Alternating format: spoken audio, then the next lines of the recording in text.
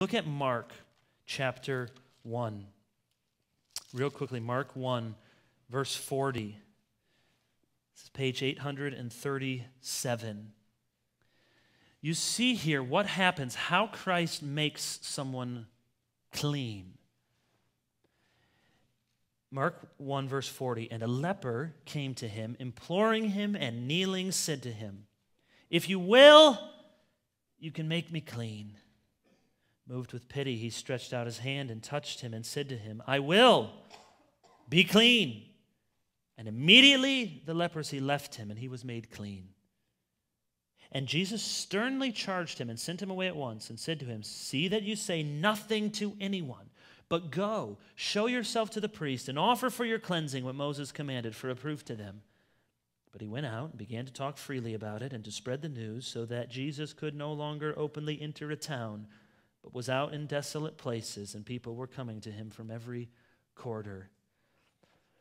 You see what happens here? Here's a man with leprosy, a skin disease. And the Old Testament says he has to declare himself unclean, unclean. He's in exile. He's an outcast from civilization, an outcast. And he calls upon Jesus. "You can make me clean." So Jesus says, "Be clean," and he's clean. And then he tells the man, "Don't tell anybody about this." It seems strange. Why does Jesus say that? Well, he says it all throughout the book of Mark because he knows that if everyone starts spreading around what he's doing, one, it'll be such a distraction because all these people will flock to him. And second, that will get the attention of the Jewish leaders who will be jealous, and they'll be confused about what sort of Messiah he is. And then with their jealousy, they'll look for him and they'll try to kill him before his time is finally up. That's why Jesus says, don't say anything. But the leper goes and he speaks of it. And you notice what happened in verse 45. People hear about it from all over the place, that he can't go into a town without people saying, "Hey, that's the Jesus we heard about." And it becomes a distraction. And so he can't go into a town openly, but he was out in desolate places. Do you see what happens? This story is told in a very deliberate way. The leper, who was an outcast, come to Jesus that he might be cleansed. And Jesus gives him his cleansing and restores him to the community. And now at the end of this great story and this great miracle, where do you find Jesus? He's an outcast.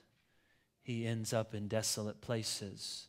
The one who was unclean has become clean, and the one who can make everyone clean has now become an outcast. The leper and the Christ trading places so that the one might be made clean while the other one is unclean.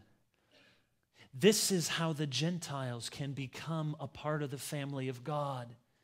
Because Jesus Christ the Son was forsaken by his Father, we can come in and be a part of the family.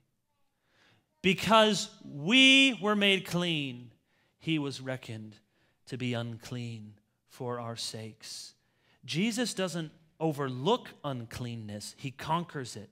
And he doesn't just conquer it, he trades places with it.